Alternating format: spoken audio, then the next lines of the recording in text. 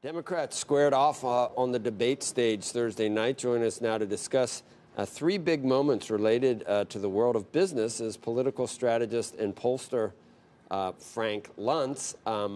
So let's talk about these three, Frank. Bernie Sanders wasted no time, apparently, and I missed this, but in attacking billionaires. We have got to recognize that this country is moving into an oligarchic form of society where a handful of billionaires control the economic and political life of this country. And as president, I am prepared to take them on.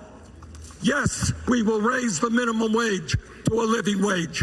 Yes, we will finally make sure that every American has health care as a human right, not a privilege. And yes, we will address the catastrophic crisis of climate change and transform our energy system away from fossil fuel. That could have been probably most of the leading, any of the top three probably could have said that. Maybe not Biden, right? But Bernie. And he's been saying it for a while, yes. And he has dropped in the polls. He's actually dropped more than any of the other candidates other than Biden. But that message still resonates with partisan Democrats. And there's a message there when he was giving that litany. He is going to raise taxes on the wealthy to pay for all of those programs. And he has no issue, in essence, demonizing the successful. So he calls it billionaires. But in the end, he's got to take their money to be able to pay for his programs. The whole zero-sum game sort of it's not new either. I mean, I think the last administration demonized successful people to some extent, too. But there's a difference because now in our polling, 75% of Americans... You've mentioned it before, yeah. 75% resonates. Would support a wealth tax of all Americans. Right. 65% would support raising the top rate for the top 1% to 70% of their income. For the top 1%? Yes. So that we now have, and it's approaching a majority of Republicans are even willing to raise taxes. Aren't you surprised when it's not 99% would support a big increase on the 1%? I mean, any aspirational thinking that you do, when it's 40 or 50%, you got to hand it to the people that are pre-wealthy and think, I want a system where I can get there too, hopefully. I mean, it doesn't seem like much of a stretch to say, yes, I'm for taxing other people. I will vote yes to tax other people. It's just, I don't know if that, it never really resonates with me. Anyway, trade was a key topic last night. Here's what Elizabeth Warren said about trade in corporate America. Our trade policy in America has been broken for decades.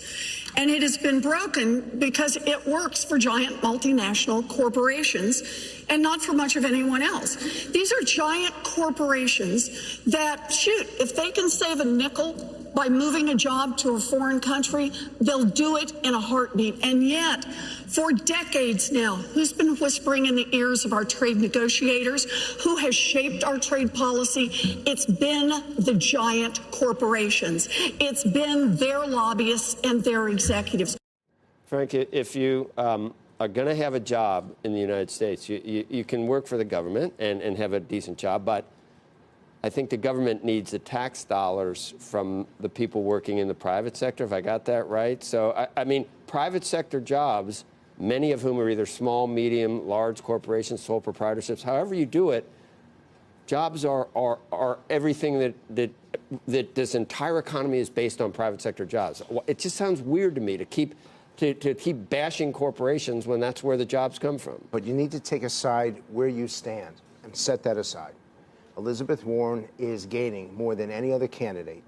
Her base of support is more intense than any other candidate. So why is her message working and Bernie Sanders isn't, when in some ways their message seems to be so similar? It is similar because we've heard him now since 2015, and she is new and she is different, and she delivers that message much more effectively. If I can take it apart, she's got the best opening of any of the candidates, the first two sentences. She always includes a fact, a statistic, to ground it in something more than just rhetoric. She always has a shot at Trump, so she makes it partisan. And she mentions something that affects people in a human way, in a personal way. And she's just a better communicator. She's a better communicator. Which is why Bernie's losing. Which is why Bernie's losing, because she always ends on time compared to Harris. We don't have time for the third side. Anybody move in or out of the top three? No. And in fact, what's happening now is that this Democratic contest is clearly going into 2016.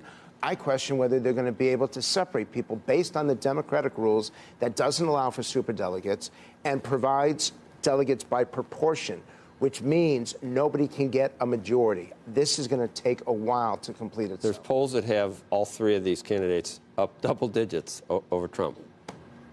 It's significant. I don't think the president is paying attention to what is happening out there in states like Iowa, farm states. So it'll come down to that. It won't be a 10% popular vote difference, but it could be Wisconsin. Let's give something to our viewers that they can really learn from.